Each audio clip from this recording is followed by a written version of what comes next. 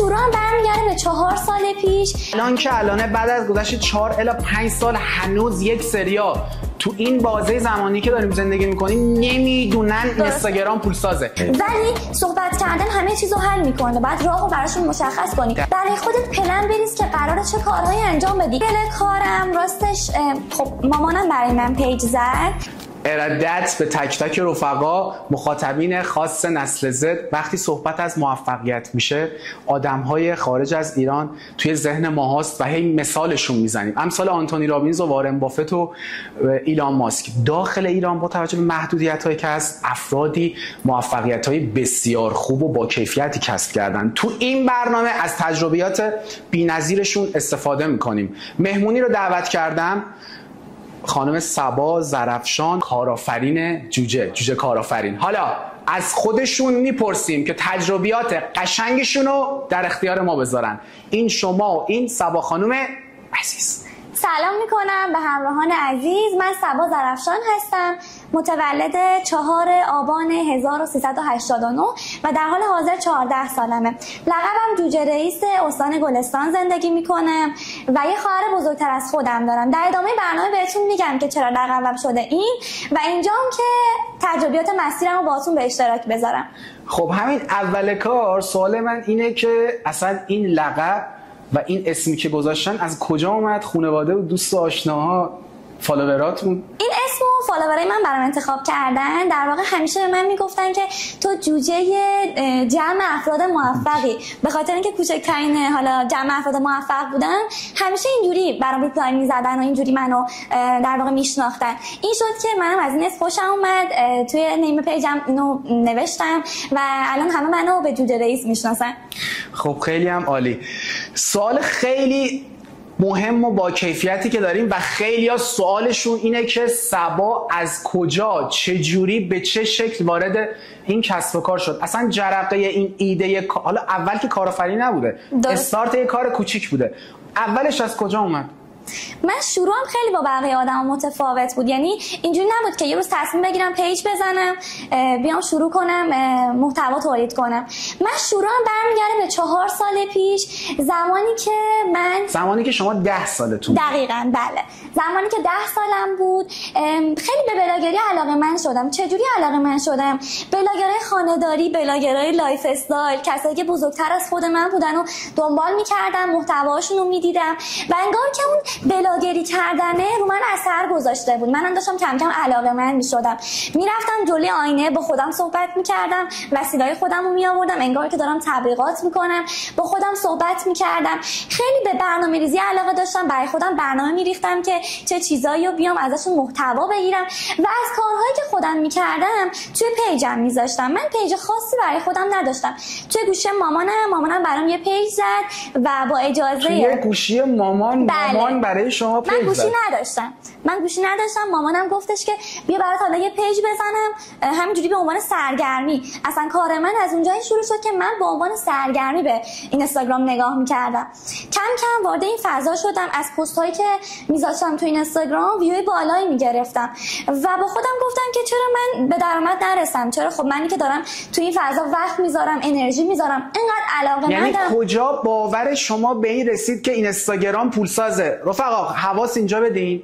الان که الانه بعد از گذشت 4 الی 5 سال هنوز یک سریا تو این بازه زمانی که داریم زندگی میکنیم نمیدونن اینستاگرام پولسازه. ایشون توی 10 سالگی اینو از کجا فهمیده؟ این نکته طلاییه رو به ما بگو. من به چشمم دیدم که آدم ها دارن از این فضا به درآمد میرسن. گفتم که من این راهو امتحان میکنم. ریسکی نبود، راه ریسکی نبود. من میتونم این راهو شروع کنم، تولید محتوا کنم، بیام جلوی دوربین وقت بذارم. ولی من میدونستم که قراره به نتیجه برسم، چون دیده بودم آدم‌های دیگه به نتیجه رسیده بودن. گفتم بذار منم این مسیر رو شروع کنم. حداقل تلاشمو کردم.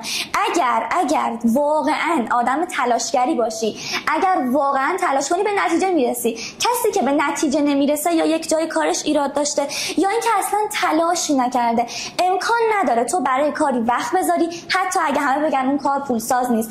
ولی اگر که وقت بذاری قطعا ازش به نتیجه میرسی. و من اینو بارها و بارها برای همه تکرار کردم که تو وقت بذار، شاید هنوز صد خودتو نذاشتی، تو فکر میکنی که صد خودتو گذاشتی ولی هنوز به درجه‌ای نرسیدی که باور کنی، به خودت باور داشته باشی که من میتونم. من به این باور داشتم که منم میتونم موفق بشم.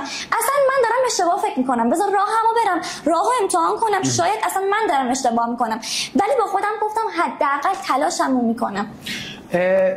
خیلیا با تلاش نکردن توقع نتایج عجیب غریبی دارن. توی صحبتاش من براتون باز بکنم اینکه وقتی میگن انجام بدین، بچه‌ها ساده‌ش رو میگم، شما با انجام دادن متوجه میشید که به درد چه کاری میخورید. من با انجام دادن متوجه 2 تا چیز خیلی مهم میشم: 1 کمبودهای من داخل زندگی، 2 نقطه قوت‌هایی که من دارم. حالا انتخاب‌های بعدی من خیلی سنجیده تر از انتخاب‌های قبلی من هست، چون تجربیات من توی انجام دادن به من کمک میکنه که انتخاب‌های با کیفیتی داشته باشم. اینکه خانواده متوجه کارهای شما شد و الانش که الانه، نفرات نزدیک زندگی من به شخص خود من میگن از گوشی پول در نمیاد، شما با این صحبت ها چیکار کردید؟ من اوایل کارم راستش خب مامانم برای من پیج زد و همینجا ازش تشکر میکنم، چون شاید اگه اون برای من پیج نمیزد منم شروع نمیکردم. آره منم شروع نمی‌کردم و شاید اگر من اصرارش نمی‌کردم، نمیگفتم که مامان بذار من راهمو امتحان کنم، شاید این راه واقعا راهی باشه که من بتونم توی این راه موفق بشم. مادرم اولش همپای من بود، یعنی میشه گفتش که منو حمایت می‌کرد و از من محتوا می‌گرفت، ولی پدرم مخالف بود، یعنی دوست نداشت که من بیام جلوی دوربین، نمیپسندید این کارو. شاید به خاطر این بود که باور نداشت به این فضا، فضا فکر میکرد که شاید من دارم وقتمو و انرژیمو اینجا میذارم اما قرار نیست به نتیجه برسم. ولی من به پدرم گفتم تو صبر کن، شاید من به نتیجه رسیدم که تو خودت هم تعجب کردی، تو خودت هم شگفت زده میشی از این موضوع. و پدرم به من این فرصت رو داد، ازش خواهش کردم، گفتم که ببین کارهای منو و ببین که من چیکار میکنم. و زمانی که اولین درآمدامو بهش نشون میدادم، هم خودم اون حس رضایت قلبی رو داشتم، همین که پدر من خیلی خوشحال میشد برای من. الان هم پدرم هم مادرم خیلی حمایتم میکنن و خب درست اول راه شاید یه سری تردیدها داشتن توی این راه که شاید آیا این به صلاح فرزند ما نباشه، ولی الان دیگه تعداد سفرهای کاری که در واقع همپای من هستن منو میارن تهران از دستم در رفته و خیلی منو حمایت میکنن. من از همون اول به خودم ایمان داشتم، باور داشتم و به خاطر اون اعتماد به نفسی که از اول راه به خودم داده بودم میدونستم که میخوام موفق بشم، این راه برای من مناسبه و این اطمینان رو به خانواده‌ام هم دادم که شما مطمئن باشید من به یک جایی میرسم که شما به من افتخار میکنید. ماشاءالله. اصلا احساس نمی‌کنم ایشون 14 سالشونه، احساس می‌کنم که با یه آدمی دارم صحبت می‌کنم که 70 سال انگار 80 سال تجربه شونه. یه چیزی که توی هیچ مصاحبه‌ای من ندیدم و فکر می‌کنم اولین مصاحبه شماست، اینه که همه میان از موفقیتشون صحبت می‌کنن. قبل از موفقیت آدما رفتارها و لحنی که توی خانواده دارن، مثلا ایده‌ای که من تو ذهنم دارم، میام با یه لحن خیلی بد یا گویش بد، رفتار بد با خانواده اینو مطرح میکنم، خانواده مخالف صد من میشه و همونجا ایده در ذهن من از بین میره. این رفتار شما با خانواده به چه شکله؟ چون امثال شما عزیزان، این نسل جوان، وقتی یه چیزی رو باهاشون مقاومت میکنن ستونهای خونه رو میخوان بیارن پایین. خب شما چجوری رفتار میکنین وقتی خانواده با شما یه مقاومت میکنه، مخالفت میکنه؟ شما چه مدل رفتاری میکنین؟ ببینید هیچ خانواده‌ای نیست که بخواد جلوی اهداف فرزندش رو بگیره و یا نخواد که بچهش موفق بشه. قطعا هر خانواده‌ای دوست داره که موفقیت فرزندش رو ببینه و اگر بدونه که راهی به صلاحشه قطعا حمایتش میکنه. و من میخوام بگم تو باید، اگر که همسن منی و داری صحبت‌های منو گوش میکنی، تو اول از همه به خودت زمان بده که ببینی اول میخوای چه کاری رو انجام بدی. تویی که نمیدونی قراره چه اقدامی انجام بدی، چرا تصمیم به شروع میگیری؟ برای خودت پلن بریز که قراره چه کارهایی انجام بدی. راجع به کارهایی که میخوای انجام بدی با خانواده‌ات صحبت کن.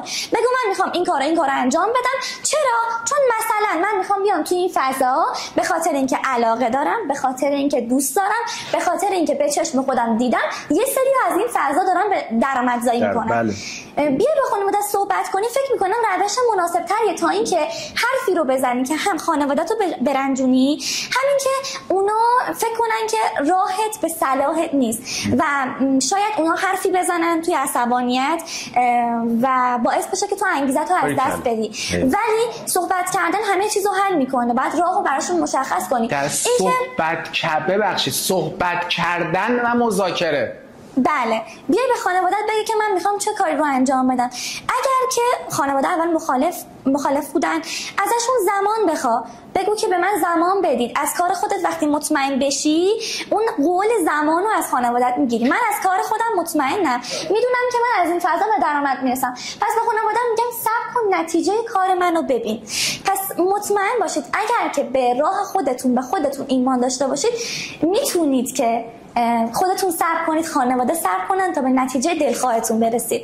خیلی هم عالی. در ابتدای کار وقتی من ایده دارم، ایمان من هم کمتره. هرچه با توجه به صحبتاش، هر چقدر زمان که رو به جلوتر میره، ایمان من هم بیشتر میشه. چرا؟ چون نشانه های بیشتری میبینم. حالا تو کار خودش مثال میزنم. شما زمانی که پیج زدید، درآمد رو کسب کردید، اومدید گوشی بهتر گرفتین، میکروفون گرفتین و اینا خودش نشانه‌ایه که یک، اول خودش ایمان پیدا میکنه به اون مسیر. دوم اطرافیانش. یعنی اینکه من همون اول بخوام بیام مقاومت کنم، نمیدونم دعوا بخوام بکنم با خانواده، با خشونت بخوام برخورد بکنم، یا اصلا مخالفت‌های عجیب غریب، بعد خب این درست نیست. داره میگه، خودش داره میگه که آقا اول من زمان یک هم به خودم بدم، دوم به خانواده. از فضای خانواده میخوایم خارج شیم، وارد فضای مدرسه میخوایم بشیم. شما پیج زدید، معروفیت نسبی رو داشتین و وارد مدرسه شدید. من 2 سال پیش داشتم میرفتم توی مقطع راهنمایی پای هفتم. چی انتخاب کردین؟ من هنوز به مبحث رشته نرسیدم، هنوز پای نهم نرفتم. بله. ایشون هنوز انتخاب رشته هم نکرده. چی میخواین انتخاب کنین؟ بمونه برای موقعش دیگه. به زمانش من توی پیج به همه اعلام میکنم، چون این سوال خیلی هاست. استوریاشونو نگاه کنید. دقیقاً استوریا رو دنبال کنین اگه میخواین بدونین که من چه رشته‌ای میخوام انتخاب کنم. خب سوالتون راجع به همکلاسی ها که وارد مدرسه شدین، اصلا ترس این نداشتین که این نگاه کن، اینو نگاه کن، مثلا میاد جلو دوربین، این چه کاراییه؟ من زمانی که وارد مقطع راهنمایی شدم، پای هفتم بودم، شبی که ماشینم رو خریده بودم، من 2 سال پیش کویک خریدم، دست پدرمه ولی خب من تهیه کردمش. من شبی که ماشینم رو خریدم تصمیم گرفتم که فردا با شیرینی برم مدرسه.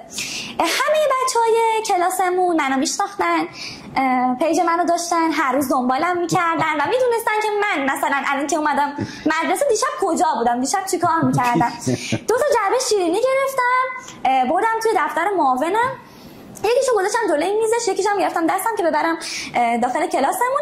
معاونم گفت به چه مناسبت؟ گفتم که ماشین خریدم. کار منو میدونست که من این کارو کردم. گفت مبارکت باشه. بچه‌ها که نمیدونن چیزی. گفتم بچه‌ها من وارد مدرسه شدم به من تبریک گفتن و خیلی حس قشنگی داشت. بچه‌ها رفتن ماشین خرید. خیلی حس قشنگی داشت و من واقعا به اون لحظات افتخار میکنم. من نظر مخالف توی مدرسه خیلی زیاد داشتم، ولی ترس از قضاوت شدن. خیلی ها میخوان یه کاری رو شروع بکنن، یه دقیقه وسط صحبتات، ترس از قضاوت شدن، اینکه مامانه چی میگه، بابای چی میگه، خاله چی میگه، عمه چی میگه، دایی. مهم اینه که خودت چی فکر میکنی.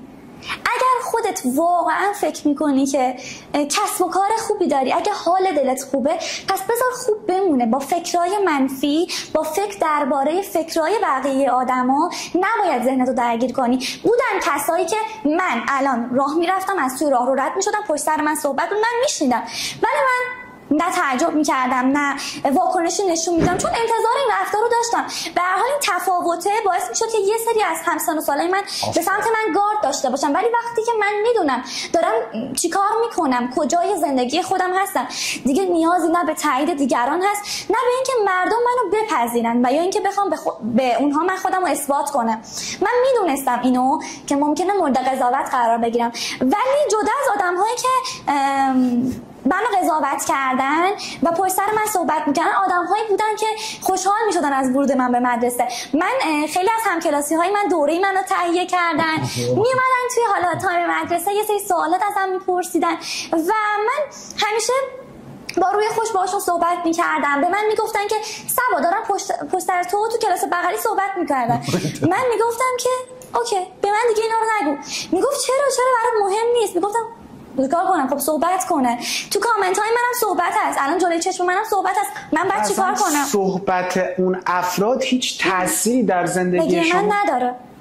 حالا یه سوال دیگه، این سوال به شدت جذابه، این که شخص خود من وقتی شما رو نگاه میکنم تو این اینستاگرام، بچه پولدار رو نگاه کن، حالا این چه اداهایی در میاره، بهش من راحت صحبت میکنم، چه اداهایی در میاره، من ماشین خریده، ماشین رو رفته اجاره کرده، من اون گوشی مثلا مال باباش بوده داره میاد نشون میده. پس شما هم مسخره شدی، تنها شدی، اذیت شدی. خیلی زیاد. خب یکم راجع به اینا میگم، من از دل مخاطبا یه سری سوالاتی رو تحقیق کردم، دارم خدمت شما عرض میکنم. اینه که الان همچین فکری دارن و من اون مخاطبا فکر میکنن که همیشه تنها اونان و همیشه مشکلات بر اونا بوده.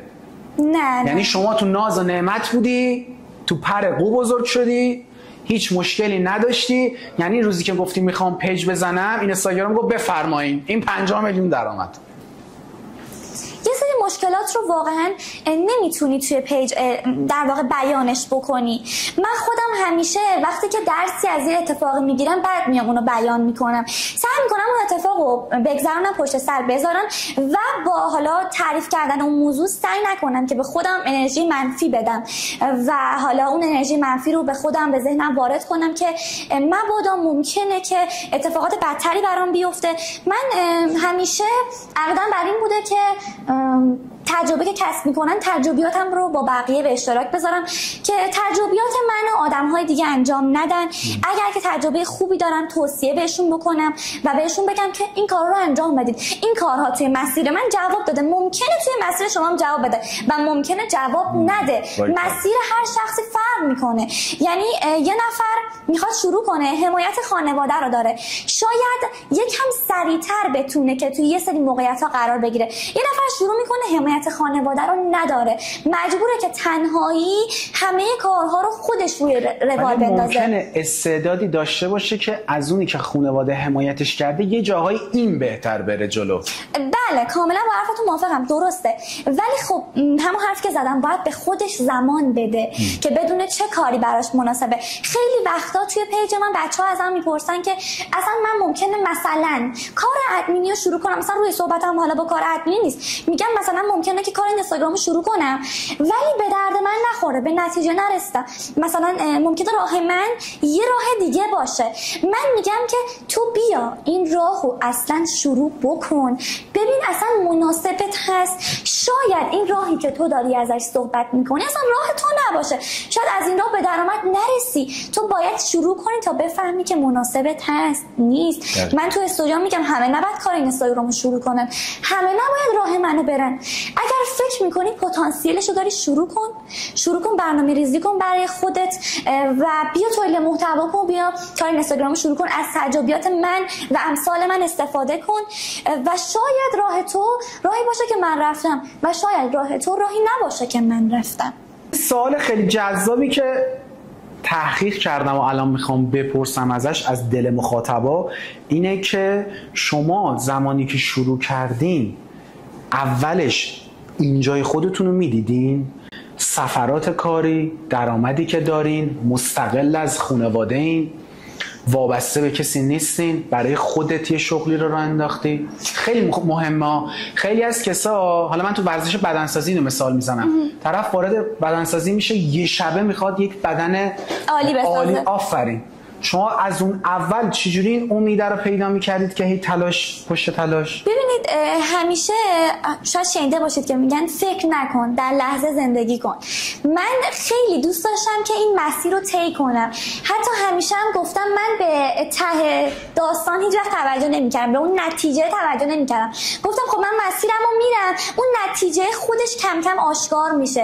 اگر که واقعا در مسیر من موفقیتی هست و این موفقیت در وجود من پنهانه، کم کم این موفقیت آشکار میشه. من کم کم به نتیجه میرسم. من پله پله به اینجا رسیدم. یعنی فالوورای قدیمی من اینو میدونن که من اولین درآمدم 70,000 تومان بود. بعد رینگ لایت خریدم. با 70,000 تومان چیکار کردین؟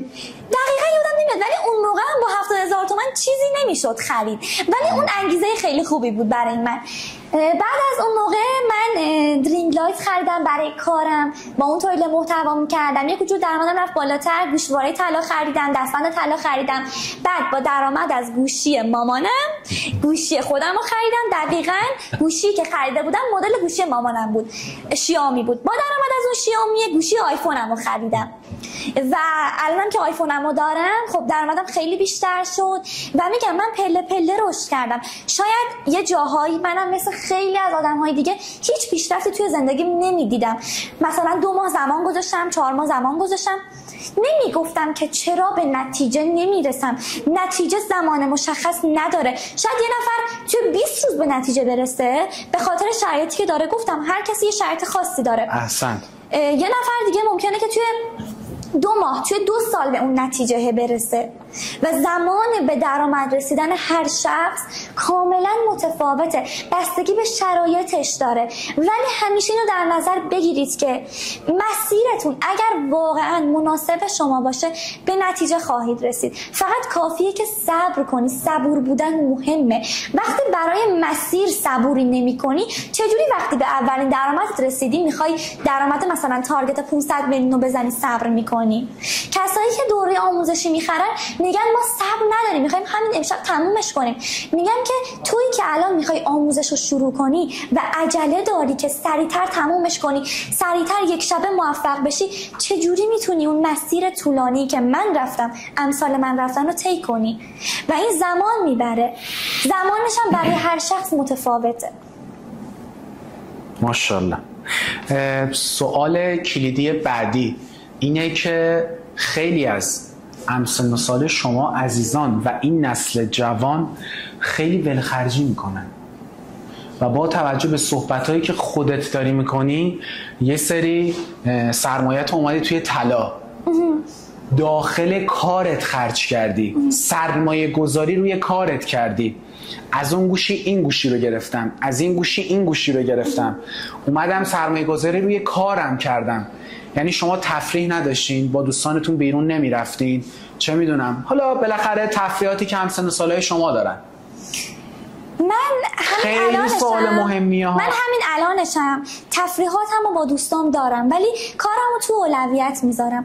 یعنی همه چی به وقتش دیگه، تعادل برقرار میکنم. هر چیزی به اندازه. دقیقاً به اندازه. من اگر الان اینجا نشستم، الان توی سفر کاری هستم، ممکنه که چند روز بعد کارم خلوت‌تر بشه، برنامه‌ای با دوستان بچینم و یا اینکه بخوام ببینمشون. ولی خب میگم به وقتش. روزهایی بوده که من کمپین داشتم، برنامه‌ام با دوستام کنسل کردم، تبلیغات داشتم، استوری داشتم، سعی کردم قبل از اینکه ببینمشون اونا رو انجام بدم، اونا رو بذارم خب. که با کارم تداخل پیدا نکنه. احسن. این نشد که دوستات ازت دور شدن؟ چرا خیلی سخت بود. بله خیلی سخت بود. من یه مدتی خیلی تنها شده بودم توی اون 3 ماه تابستونی که من داشتم به درآمد میرسیدم و روی کارم سرمایه گذاری میکردم، یعنی کار میکردم روی کسب و کارم. یه مدت میتونم بگم هیچ دوستی نداشتم، یعنی تنها تایم من با همین اینستاگرام، با همین تلاش کردنه، با همین برنامه‌ریزیه در واقع وقتم پر میشد. ولی الان خدا رو شکر میکنم به خاطر اینکه دوستای واقعی در کنارم کنارم دارم و با آدم‌هایی توی این مسیر آشنا شدم که میارزه به تمام کسایی که الان توی زندگیم نیستن. من خیلی با دقت به رفتار آدم‌ها توجه میکنم که دوستی رو برای خودم انتخاب کنم که مبادا باعث پسرفت من نشه. من اگر توی این نقطه از زندگیم به جایی که الان هستم رسیدم، نکنه که یه وقت باعث بشه من از کارم دست بکشم. دوستایی رو توی مسیرم نگه داشتم، شاید کل دوستای من به 5 نفر هم نرسه، ولی میدونم همون 5 نفر باعث پیشرفت من میشن. منو هول میدم به سمت پیشرفت و من وقتی اونا رو میبینم از اونا انگیزه میگیرم. دوستای من شاید خیلی هاشون توی کسب و کاری که من هستم نباشن، ولی میدونم همیشه اون انگیزه‌ای که باید بدن رو به من میدن. من یه مدت خیلی تنها شدم و این تنهایی اذیت نمی‌کرد؟ راستش به این موضوع اصلا فکر نمی کردم. شاید الان که دارید میگید میگم آره اون دوران من خیلی تنها بودم، ولی اون زمان اصلا به این فکر نمی کردم. اتفاقا فقط به مسیر. دقیقاً من توی پایه 6م یا 7م بودم فکر کنم و اون موقع دقیقاً دورانی بود که خب من باید با دوستام خیلی وقت میگذروندم و بود اینطوری من با دوستام وقت میگذروندم و خیلی تقریبا بهتون بگم تعداد حالا دوستام قابل شمارش نبود، ولی یکویی همه اون دوستا رو از دست دادم و خودشون انگار دیدن که مسیر من متفاوته، تصمیم گرفتن که خودشون رو از من دور کنن و من اصلا از این موضوع ناراحت نیستم، چون که با آدمای آشنا شدم، با دوستای ارتباط برقرار کردم که خوشحالم از این که توی زندگیم هستن و شاید خیلی وقتا اونها باعث انگیزه این من شدن.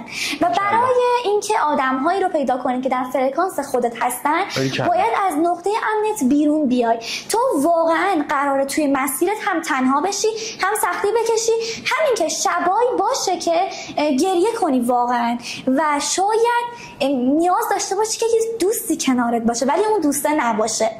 من همین چند وقت پیش خیلی دوران سختی رو داشتم به خاطر اینکه پیجم از دسترس خارج شد. 2-3 هفته پیش بود پیجم از دسترس خارج شد و دقیقاً 1 روز قبل از کمپینی بود که من 1 ماه تمام وقت و انرژیمو براش گذاشته بودم. ریپورت شده بودم، بعد خودمم اشتباهاً مراحلی که نباید میرفتم جلو رو رفتم جلو و متاسفانه پیجم از دسترس خارج شد. من همیشه قبل از کمپینام مقداری که حالا مقدار پولی که توی کارتم میمونه رو همیشه طلا میخرم و یا اینکه نمیذارم حالا از کمپینای قبلی پولی تو کارتم بمونه. کارتمو خالی کرده بودم، هیچ مبلغی نقد نداشتم. پیج من شبش از دسترس خارج شد. تنها مبلغ کمی که به من گفتن 200 میلیون تومان بود. من تو کارتم هیچ پولی نداشتم و مجبور شدم که یک نصف شب 40 میلیون تومان از کسی قرض کنم که شنبه برم بعد از کمپینم اون پولو براش بریزم. خیلی شب سختی رو داشتم، تا صبح بیدار موندم و اون فردی هم که قرار بود پیج منو برگردونه به من گفتش که همین امشب باید اون 200 میلیون تومان رو برای من بریزی. گفتم ندارم، تو باید 2 روز صبر کنی شنبه برسه من برم بانک، من برم طلا فروشی به پول نقدو بدم. و این خیلی منو ناراحت میکرد. من به کی میتونم بگم که به من امشب 200 میلیون تومان بزنه که من بتونم بدم به کسی که مشکل منو حل کنه؟ مثلا یه بچه 12-13 ساله دغدغش 200 میلیونه. 200 میلیون تومان تو کارتم نبود، نقد نداشتم. با 100 تومنم راضی نمی‌شدم، با 70 تومن راضی نشدن. یعنی من نمیتونستم پرداخت کنم. بهش گفتم هر چقدر کمتر باشه من میتونم اونو پرداخت کنم. با 40 میلیون تومان راضی شدن. من 40 میلیون تومان اون شب از کسی قرض کردم، نه من نه خانوادم. شب خوابمون نبرد چون استرس خیلی زیادی بود. به هر حال الان شاید توی این لحظه که دارم براتون تعریف میکنم شاید بگم که خدا رو شکر اون روز تموم شد، ولی اون روز واقعا احساس خوشایندی نداشتم و داشتم به این فکر میکردم که الان چه اتفاقی میفته و حتی به فکرم افتاد که اگر پیجم برگشت من به کارم ادامه میدم، اگر برنگشت دیگه به کارم ادامه نمیدم. چون دقیقا همین اتفاق پارسال فکر کنم فردا بشه 24 مرداد این اتفاق برای من افتاد. پیجم پرید و دیگه برنگشت.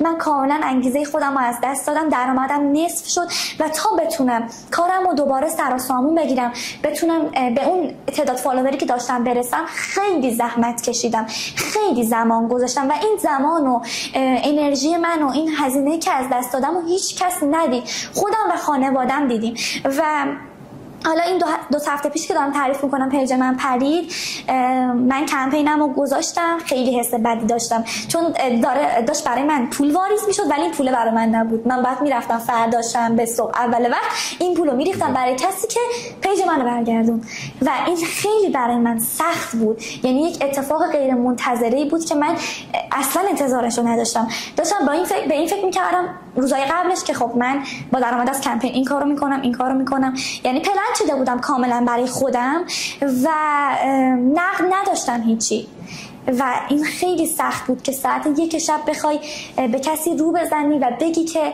به من این مبلغو بده. 5 تومن نبود، 6 تومن نبود، بحث 200 میلیون تومن بود و خدا رو شکر میکنم که اون روز تموم شد، اون هفته سخت به پایان رسید و من الان اینجام و میگم یه شبایی هست که تو واقعا تصمیم میگیری که به کارت ادامه ندی. من اون روز از ته دلم این احساس غم رو توی دلم داشتم که دیگه ادامه ندم و شاید این مسیر خیلی سختش برای منی که 14 سالم زیاد باشه.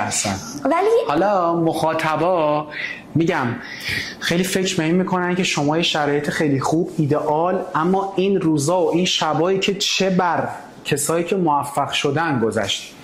یه سوال خیلی مهم و فکر میکنم جز سوالات آخرمون باشه، یه سوال جذاب دیگه هم داریم در پایان، اینه که همسن و سالای شما فکر به این نمیافتن که آقا زوده، حالا بذار اشغالمون رو کنیم، حالا بذار تفریحمون رو کنیم، حالا بذار کافمون رو بریم، حالا بذار این لباسا رو بگیریم، صبا یه شب اتفاقی که نمیفته. مگه ما چند سالمونه؟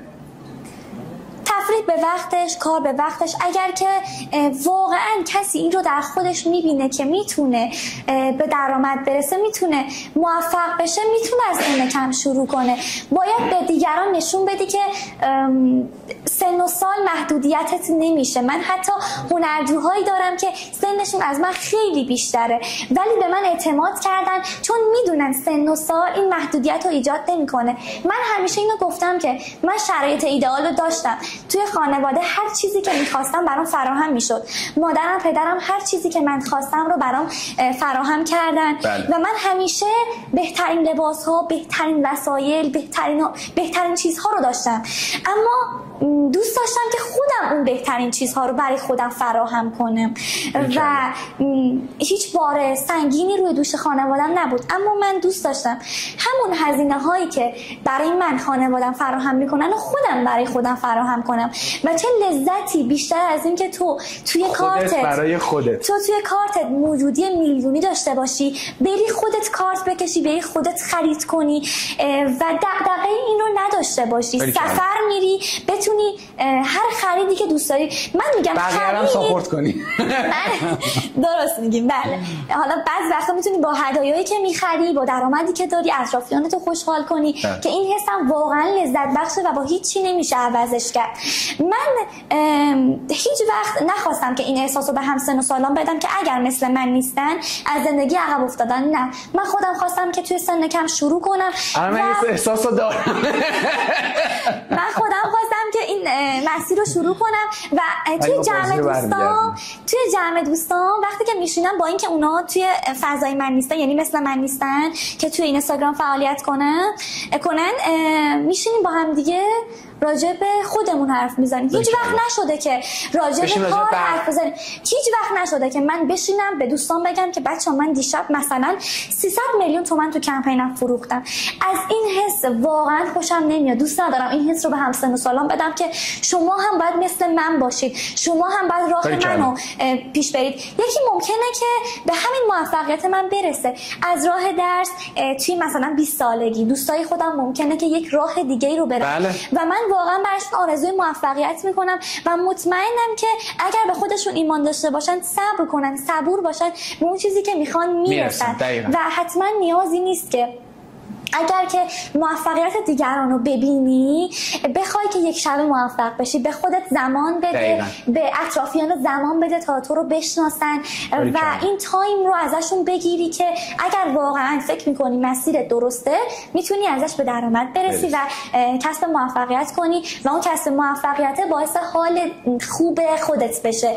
وقتی که حال دلت خوبه و همه چی برات فراهمه، این حس رو با هیچی نمیتونی عوضش کنی. واقعا توی صحبت‌های صبا من اول صحبتاش، وسطای صحبتاش و صحبت پایانیش متوجه شدم که آقا برای موفقیت اولین، مهمترین و مؤثرترین، حیاتی ترین بخش موفقیت اینه که ما ایمان به خودمون داشته باشیم. ایمان به خودت داشته باشی، مسیر روشن میشه و افرادی به شما اضافه میشن. ایمان به خودت داشته باشی، من میتونم. ایمان به خدا داشته باشی که خدا برات قشنگ میچینه. من اینو میدونم که میتونم موفق بشم و خدا هم اگر داره تلاش‌های منو میبینه، اگر داره زحمات منو میبینه، قطعاً بهترین نتیجه رو برای من رقم میزنه. درود بر شما. سوال آخر و سوال خیلی مهم. با دوربین خودت با خانواده هایی که مخالفت میکنن، بچه ها ایده هاشون رو میگن، راجع به اهدافشون صحبت میکنن، خانواده میگه نه این به در تو نمیخوره، نمیدونم ما خانواده‌اش نیستیم، مردم راجع به چی میگن، با دوربین خودت صحبت بکن با این خانواده 1 الی 2 دقیقه. من نمیخوام بگم که بذارید بچه‌هاتون تو این اینستاگرام کار کنن، اصلا روی صحبت من با این اینستاگرام نیست، ولی اگر فکر میکنید فرزندتون به مسیری علاقه داره که خودش داره خودش رو توی یک لول دیگه تصور میکنه، یعنی فرزندتون اینو تصور میکنه که الان خب درآمدش صفره، الان کار خاصی انجام نمیده، ولی خودش رو توی روزایی میبینه که کسب موفقیت کرده، به جاهای خیلی بالایی رسیده و موفق شده، باعث افتخار شما شده، جلوشو نگیرید، بذارید که مسیرشو بره. شاید اصلا اون مسیری که شما فکر میکنید به صلاحش نیست، به صلاحش باشه، ولی هنوز شما به قدرت زمان اعتماد نکردید. زمان همه چی رو براتون مشخص میکنه. صبور باشید، به فرزندتون زمان بدید و اگر صلاحش رو میخواد بذارید که بره دنبال علاقش. و مادرم که الان بغضش گرفته توی حالا پشت صحنه، من از مادرم تشکر میکنم، از پدرم تشکر میکنم که این فضا رو برای من ایجاد کردن، با اینکه یه سری وقتا من حتی شکست خوردم، باز هم توی لحظاتی که من شکست خوردم من رو باور داشتن، به مسیر من باور داشتن و میدونستن که تلاش‌های من قطعا نتیجه میده و من مطمئنم که از این راه هم خیلی حالا به بیشتر از اینا میتونم برسم. برای همسن و سالای خودم آرزوهای خیلی خوب میکنم. مطمئنم که به همون چیزی که میخواید میتونید برسید. اصلا به چیزهای دیگه فکر نکنید، به فکرهای منفی توی ذهنتون توجه نکنید. شما ایدئال هستید، همون جوری که هستید خودتون رو بپذیرید، همون جوری که هستید بذارید که حال دلتون خوب باشه و نگاه مثبتی به این دنیا داشته باشید. اینجوری من مطمئنم که شما به بالاترین درجاتی که باید برسید میرسید توی زندگیتون. درود بر شما. دوست نداشتم پایان این برنامه رو اعلام بکنم. این برنامه‌مون هم به پایان رسید با تمام سختی هایی که صبا در طول زندگیش کشید و برامون بازگو کرد. مخاطبین رو میخوام به خدای بزرگ بسپارم. این قسمت ما هم به پایان رسید. صبا با دوربین خودت، با مخاطبین خودت، اگر صحبت پایانی داری یا سوالی من نکردم در حد 30 ثانیه میخوای راجع بهش صحبت بکنی، با دوربین خودت مخاطبین رو به خدای بزرگ بسپار. من فقط میخوام اینو بدونید که درست نیست که خودتون رو با من مقایسه کنید. من راهی رو رفتم که خیلی وقتا شاید نشونش ندادم و شاید هیچ کس از اون حسهای منفی که من داشتم، از اون شکست هایی که من داشتم هیچ درکی نداشته باشه و یا تجربه نکرده باشه و یا حتی هیچ وقت فرصتی پیش نیامده که من اینا رو تعریف کنم. ولی امیدوارم چیزهایی که من توی این برنامه گفتم، صحبت‌هایی که داشتم باعث بشه که بیشتر به خدا اعتماد کنید، به خودتون اعتماد کنید و باور داشته باشید به زندگیتون، به مسیری که قراره بسازید. این زندگی پر از شگفتیه. برید و مسیر زندگی رو طی کنید، بی خیال هر فکر منفی، بذارید فکرهای منفی رو کنار و مسیرتون رو پیش برید. شما رو به خدای بزرگ میسپارم و ممنونم که این برنامه رو تا آخرین لحظه تماشا کردید. ممنون از آقای محمدی بابت برگزاری این مصاحبه که من بتونم تجربیات خودم رو با شما همسن و ساله عزیزم به اشتراک بذارم. شما رو به خدای بزرگ میسپارم و موفق باشید. مرسی از همگی. ارادت به تک تک رفقا.